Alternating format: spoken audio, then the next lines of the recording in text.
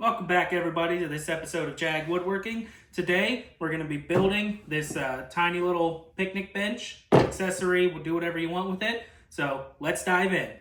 For this project, we're going to be using this smaller picket fence here. This one is roughly 3.5 inches wide. It's the last one I have left over, so we're going to try and make something fun with this. So we're going to get this cut down, and it's a horrible blueprint today. I was just kind of jotting it down, tweaking it, doing a little bit. So ignore the blueprint itself, just focus on the measurements. So we're gonna get that cut down to 4 pieces at 9 inch, 1 piece at 6 inches, 1 piece at 11 inches, and 2 pieces at 7 inches.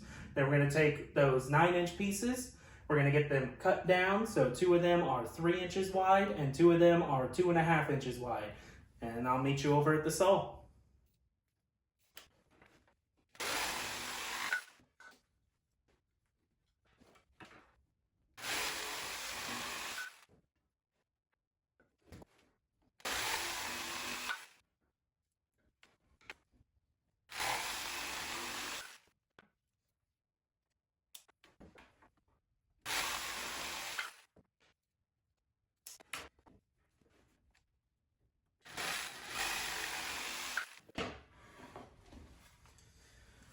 Now I got a big crack right here, and the next pieces are going to be the legs, so this is going to get cut down in half. So I'm going to try and cut them all from this end, so that way this is the scrap, so that doesn't get in the way at all.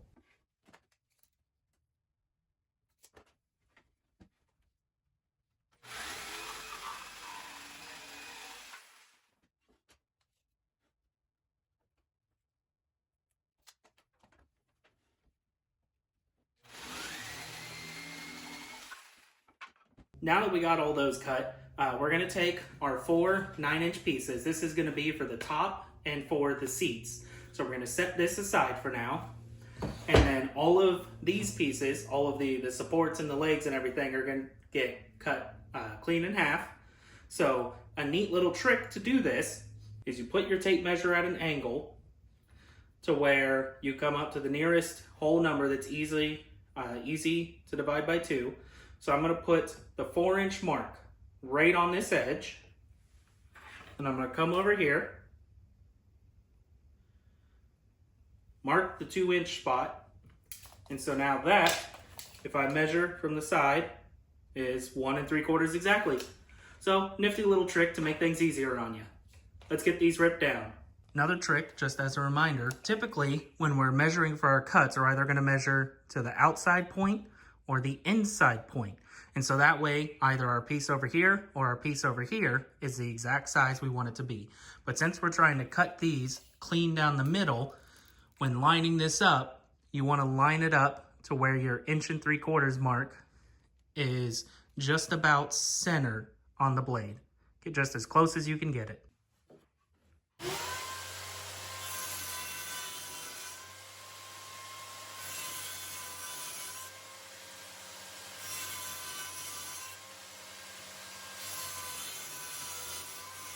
Now this next step is where we're going to get a little, shall we say, squirrely. Is we need to take all of our leg pieces and we need to put a 22.5-degree angle on each side. Now, I don't have a miter saw. I'm going to show you a little trick of what you can do with your square. Is it has, right down here it says pivot, and then it has angles, the degrees, on this side. So if you line it up just right, you can get your angles, and then we're going to use the jigsaw and we're just going to freehand them as close as we can. It doesn't have to be perfect. You'll see why later. To show you what I'm talking about here, so we're going to take where it says pivot and we're going to line that up flush with the end of our piece here. And then right over here is where it's got all the degrees. So we're just going to turn it and you line it up on the same side that you have your pivot point. So we're going to get that just about spot on, as close as we can. Double check that we're still flush up here, because this is where we want the angle to be lined off of. Down here, about like that. So now I'm just going to draw a line, and then we're going to use the jigsaw. We can use the square to go ahead and put another one on this side, and we do want them going the same angle, same way. But instead, what I'm going to do is I'm going to take a second piece, use this as a template, get this piece cut, then I can take this second piece, line it up over here, and get our line, and then we'll have one full template that we can then trace our lines on for all the rest of them.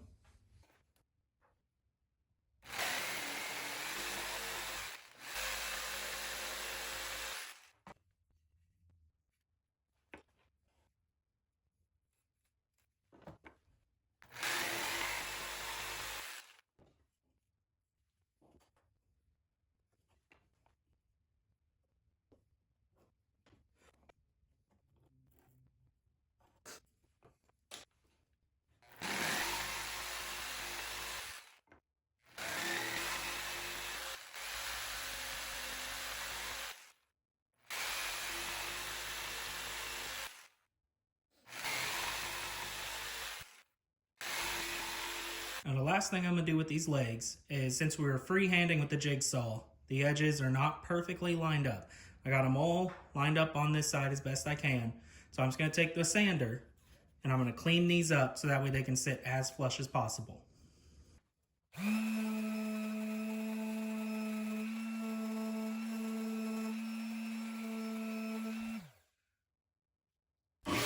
Now here we're just getting those top and seat sections cut down to 3 inches and 2.5 inches respectively. And here you'll see what I've started doing is a little technique I've developed where I take the pieces I'm trying to cut and I will line them up against the rip fence and kind of wiggle them around, and so that way I can find whichever side is the flattest for running it across.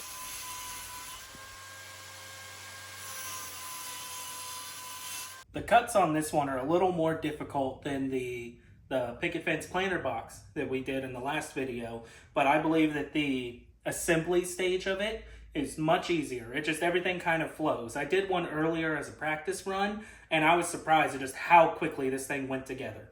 These are our top and top support pieces. These are our seats. These are our leg supports, and then of course our legs. And then I got 2 pieces of scrap here just to use as some spacers. So we're going to start by taking 2 of the legs, and we're going to put them at the point to point. And then we're just going to take another one here to help make sure it's flush. Do that. We're going to take our 2 scrap pieces, put them at the bottom as spacers. And then we're going to take our leg support pieces, and they're going to go right there. And we're just going to eyeball roughly even. And then add a bit of glue.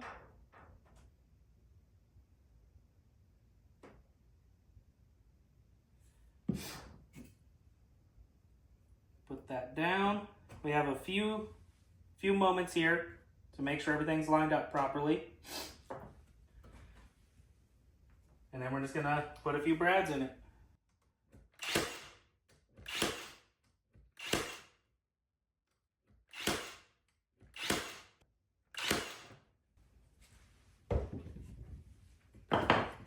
And there's one leg done. Set that off to the side.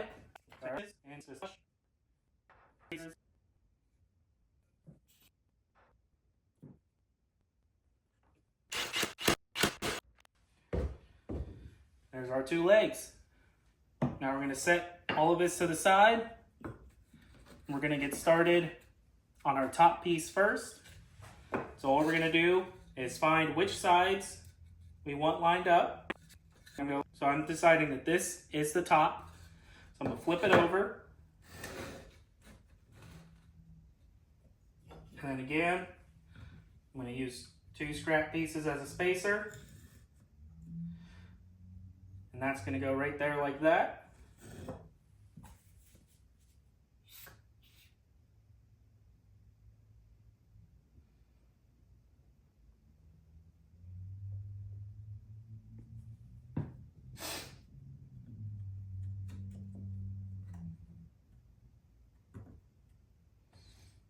kind of line it up, get it as flush to the edges as possible.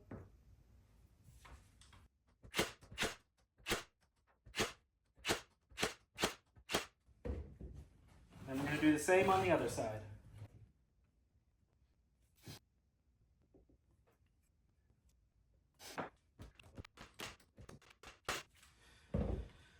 Now I think I forgot to mention, we're using 1-inch 18 gauge brad nails in this, and this is about 5/8 of an inch thick, so I have a guarantee nothing's going to come out when I'm shooting them through. Now on to what is the most difficult part of this, is attaching our legs to this. So we want to make sure our seat support piece is to the outside, and then all we're going to do is take our line of where our 2 points meet and put that right at the line of where these 2 pieces meet. So we're going to put some glue underneath and on the side of this. That way we have 2 points of contact and then a couple of brads in it.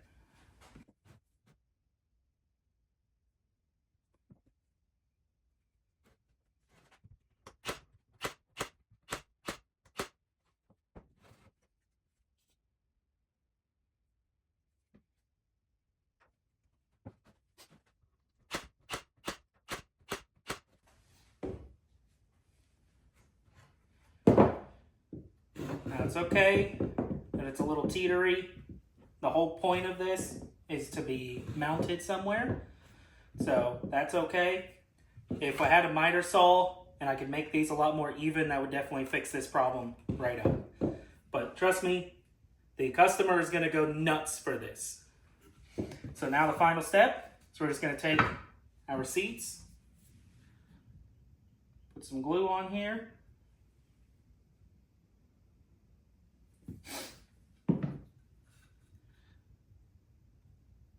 and then you just get it lined up with your edges so that way it looks nice and pretty on the outside.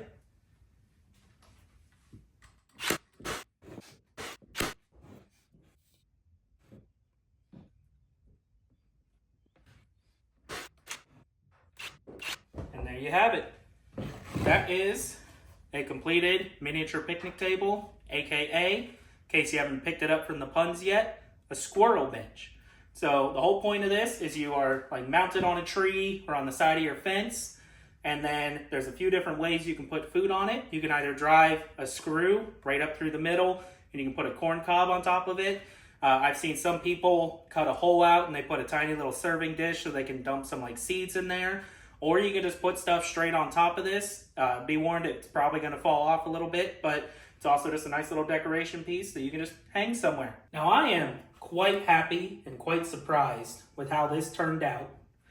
You can do a few modifications of it.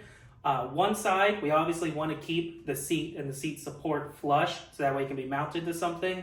But if you wanted to make the seat a little bit longer so that way it hung off of one side, just as like an aesthetic thing, you can do that. You can make the legs longer. You can just outright make this whole thing bigger if you want to. You can do whatever you want with it. Just kind of make it your own, add your own tweaks to it. And who would have thought that from this crappy little blueprint that we have here, that if you asked me what this was, I would say probably some kind of wall. You know, it's a miniature wall, short fence thing, whatever. But it actually turned out pretty decent. So thank you for sticking around this long. If you would, like and subscribe, and I'll see you next time.